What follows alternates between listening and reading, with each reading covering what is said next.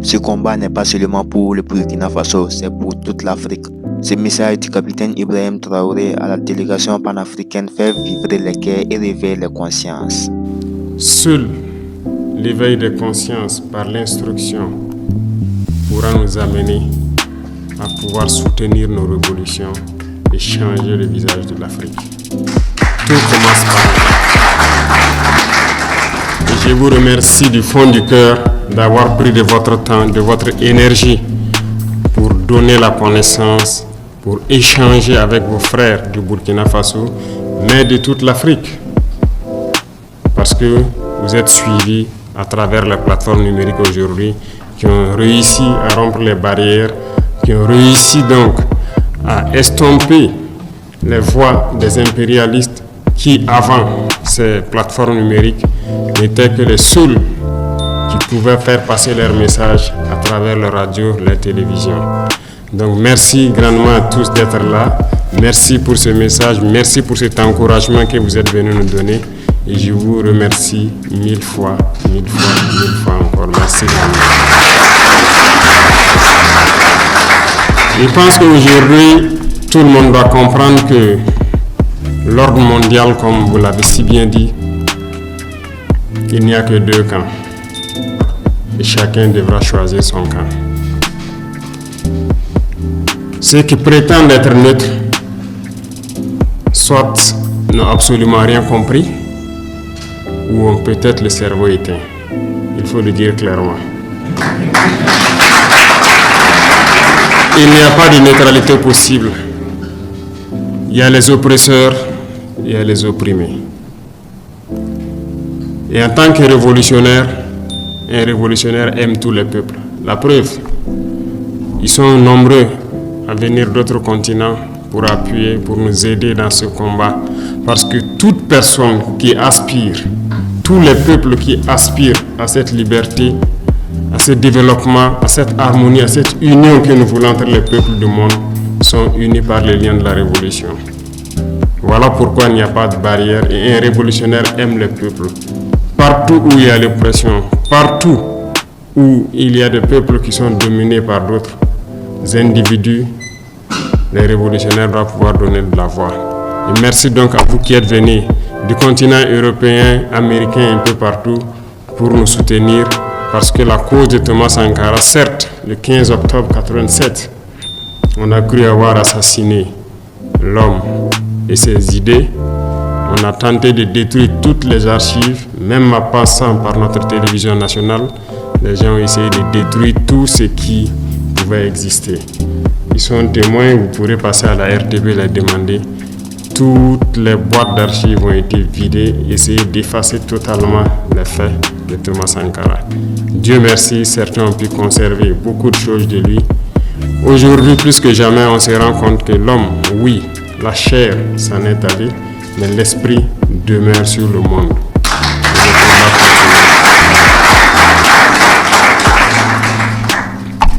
Aujourd'hui, beaucoup de chefs d'État africains se cachent derrière une soi-disant démocratie fabriquée à l'africaine, essayant de copier peut-être leur maître impérialiste.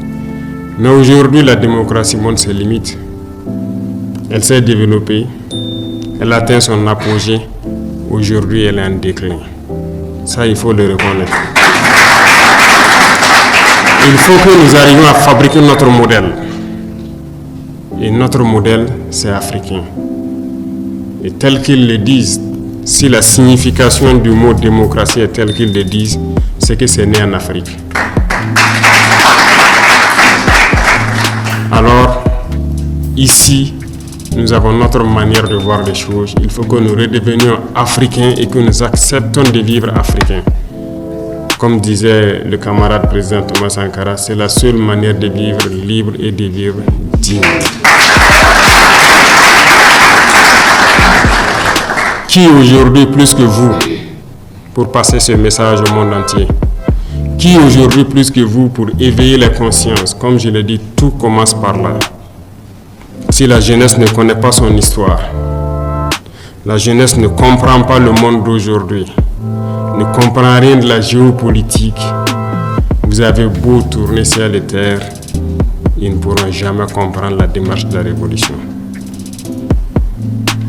Il va de soi qu'à partir de maintenant, partout où nous sommes, que nous puissions faire passer le message de notre histoire, d'où nous venons, qu'est-ce que nous faisons aujourd'hui, pourquoi le monde est ainsi fait, pour que les gens puissent comprendre, emboîter le train de la révolution et qu'on puisse avancer vers un développement harmonieux, vers une Union africaine réelle.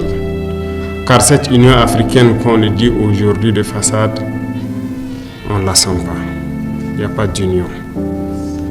Le continent est déchiré par des guerres, tout cela par la manipulation des impérialistes. Ils ne veulent que nous voir déchirés, nous entretuer pendant qu'on pille nos richesses. Mais il faut que le message passe. Il faut conscientiser. Il ne faut jamais s'arrêter de parler. Certains diront que beaucoup d'entre vous peut-être parlent beaucoup. Moi, j'ai été longtemps accusé de ça, mais il faut toujours parler.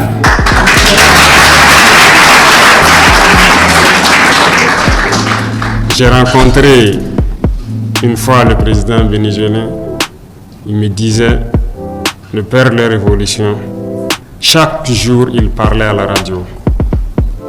Et lui-même, qui était son fidèle, se demandait mais pourquoi tous les jours il parle.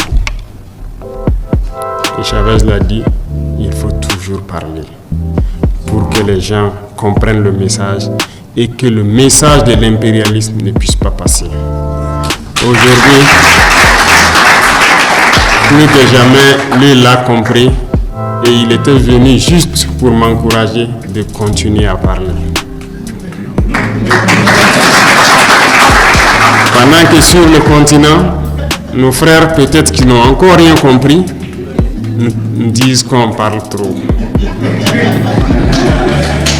Et souvent, ce sont ces soi-disant intellectuels qui n'ont peut-être pas compris, qui ont été totalement formatés par le système occidental, par le système impérialiste, qui trouvent qu'on parle trop, parce qu'ils ne peuvent pas comprendre et percevoir le message qu'on passe. Malheureusement, c'est leur faiblesse aussi, mais nous devons continuer à parler. Nos jeunes doivent se réveiller.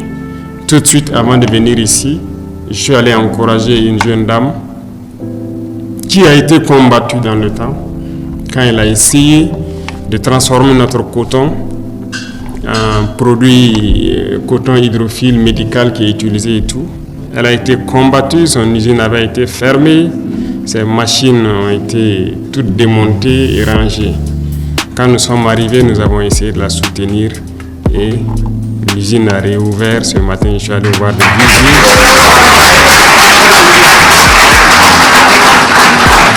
Ce qui se passe, l'Afrique ne demande que ça, produire, transformer et consommer.